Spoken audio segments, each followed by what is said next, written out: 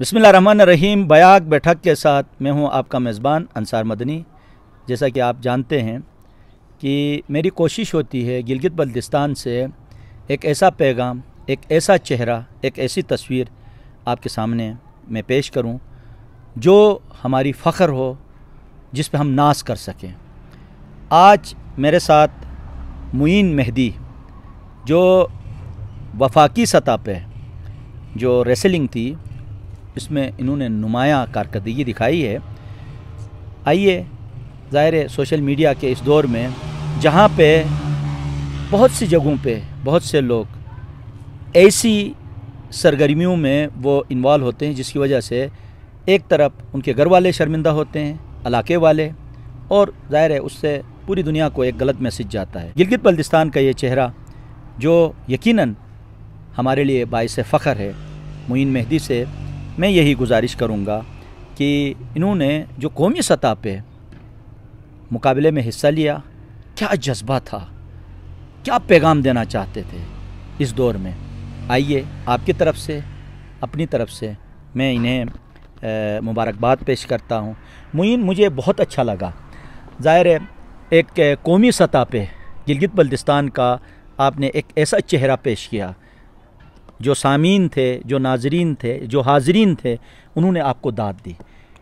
उस इन्वायरमेंट को सामने रख कर जो नौजवान नस्ल है उन्हें अपनी जो ज़िंदगी है, जो इस हवाले से आपने स्ट्रगल की, इस हवाले से थोड़ी सी आप बता दीजिएगा। बहुत शुक्रिया। और इसमें थोड़ा सा इसका बैकग्राउंड अगर मैं आपको बताता चलूँ कि कैसे हुआ। सबसे पहले ex prime minister Pakistan Imran Khan ने ये इस प्रोग्राम को इनिशिएट किया था, कामयाब जवान प्रोग्राम के नाम से। सही। तो इसको जो ऑन कर रहा था, होस्ट कर रहा था, वो एयर यूनिवर्सिटी इस्लामाबाद। तो उसकी कोशिशों से हमारे गिलगित में ट्रायल्स हुए थे पहले। तो वहाँ पे 400 एथलीट्स ने हिस्सा लिया था। वहाँ से 10-12 लड़के हमारे गिलगित के सिलेक्ट हुए थे। फिर उन्होंने जाके फेडरल लेवल पे, जहाँ पे पाकिस्तान के दीगर सूबों से टीमें आई थी, तो उसमें पहली पोजीशन हमारी टीम ने हासिल की। तो आपका जो सवाल था कि इस दौर में जवानों के लिए क्या पैगाम है, तो ये स्पोर्ट्स जो है वो एक बेहतरीन एक्टिविटी है आज के इस दौर में, ख़ुसूसन कि जब हमारे जवान सारे सोशल मीडिया के ऊपर मसरूफ़ होते हैं, एक्स्ट्रा मतलब गैर ज़रूरी चीज़ों के अंदर, ड्रग्स के अंदर इन्वॉल्व होते हैं। फिर ऐसे वक्त के अंदर हमें चाहिए कि हम कुछ ऐसी एक्टिविटीज़ करें जो हमारे मेंटली और हमारी फ़िज़िकल जो डेवलपमेंट के लिए वो हमारे लिए फ्रूटफुल साबित हो, हमारी नशो नुमा उसमें बेहतरीन तरीके से हो। सही। ज़ाहिर है आज इस दौर में यहाँ पे सोशल मीडिया का दौर है। दुनिया के मुख्तलिफ़ हिस्सों से नत नए प्रोग्राम सामने आते हैं, हेल्थ से मुतल्लिक, एजुकेशन से मुतल्लिक। तो आप के अंदर ये इस तरफ जो रुझान बढ़ने की वजह क्या थी? सबसे पहले तो गिलगित बल्तिस्तान के अंदर टैलेंट जो है स्पेशली फ़िज़िकल एक्टिविटीज़ के हवाले से, स्पोर्ट्स के हवाले से, क्योंकि यहाँ पे हमारा जोग्राफिकल रीजन ही कुछ इस तरह है कि हम स्ट्रगल करते हैं, हर वक्त हार्ड वर्क करते रहते हैं। तो एक ऐसे माहौल के अंदर हमारे अंदर ऑलरेडी जज्बा पाया जाता है कि हम ऐसे एथलेटिक्स गेम्स के अंदर, रेसलिंग हो, फाइटिंग हो, दीगर बॉक्सिंग हो, इसमें इसकी वाज़ेह मिसालें हमारे गिलगित बल्तिस्तान की हमें मिलती हैं। तो यहाँ पे जो गिलगित बल्तिस्तान के अंदर टैलेंट है वो बेइंतहा टैलेंट है। तो फिर इस लेवल को देखते हुए मतलब हमारे जवानों के अंदर ये जज्बा है कि वो नेशनल लेवल पे भी जाके खेलें, और खेल भी रहे हैं। इसकी वाज़ेह मिसाल उस्मान वज़ीर हैं, इस तरह समीना बेग, दीगर हमारे एथलीट्स जो बेहतरीन तरीके से मुल्की और गैर मुल्की इंटरनेशनल लेवल पे जाके गिलगित बल्तिस्तान का लोहा मनवा रहे हैं। तो ये शौक़ जो है गिलगित बल्तिस्तान के तमाम जवानों को है। सिर्फ जिस चीज़ की ज़रूरत है यहाँ पे, मैं पहले भी अर्ज़ कर चुका हूँ कि यहाँ पे सहूलियात जो हैं वो बिल्कुल नहीं है। जहाँ पे मुझसे कई बेहतर ऐसे जवान यहाँ पे मौजूद हैं जो मुझसे कई गुना बेहतर अपनी स्किल को मनवा सकते हैं और गिलगित बल्तिस्तान पे पाकिस्तान का नाम रोशन कर सकते हैं इंशाल्लाह, इंशाल्लाह। अच्छा, यहाँ पे जब आप उस रिंग में, उस जगह आप पहुँच गए तो वहाँ क्राउड था, ठीक है, तो उस जगह पे पहुँच के आपने क्या महसूस किया? यानी जिसको बुनियाद बना के आज के दौर में हम गिलगित बल्तिस्तान में ज़ाहिर है अपने तय अपनी मदद आप के तहत ہم کوشش کر سکتے ہیں. اس حوالے سے آپ نے کیا محسوس کیا؟ سب سے پہلے تو کیونکہ ہم نے کوئی ایسے اس سے پہلے کوئی نیشنل لیول کا کوئی گیم کھیلا نہیں تھا، کیونکہ یہاں پہ ہم نے مطلب اپنی لیول پہ محلے میں علاقے میں کھیلا تھا اور فرسٹ ٹائم ہی کیایو میں ٹرائلز ہوئے تھے. تو اس میں پھر جب اس کراؤڈ کا پریشر، کیونکہ ظاہر سی بات ہے وہاں پہ ہوتا ہے، اور جو دوسری ٹیمیں تھیں وہ پروفیشنل ٹیمیں تھیں، وہ کلب سے کھیلی ہوئی تھیں اور بہترین کلب کے پلیئرس تھے وہاں پہ، جو کشمیر کی تھی، اسلام آباد کی تھی، اسی طرح دیگر صوبوں کی ٹیمیں پروفیشنل تھی.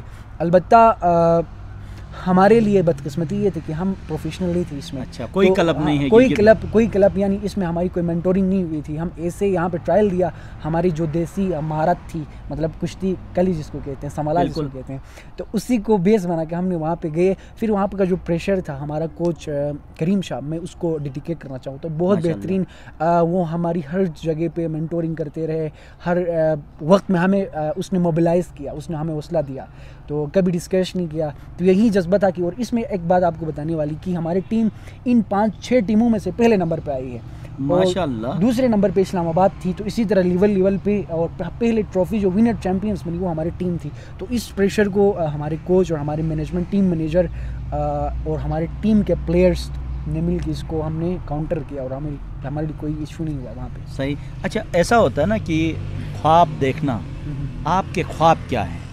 ہمارے خواب تو خیر بہت زیادہ ہیں، البتہ جو تعبیر ہو سکتے ہیں اس میں کچھ خواب یہ ہیں کہ ہمارے یہاں پہ جو سکل ضائع ہو رہا ہے، گلگت بلتستان کا ٹیلنٹ، یقین جانے کئی ایسے جوانوں کو میں نے دیکھا ہے جن کا ٹیلنٹ ضائع ہو رہا ہے، اور وہ ضائع ہماری حکومت کی عدم دلچسپی یا کہیں یا اس کی سستی کہیں.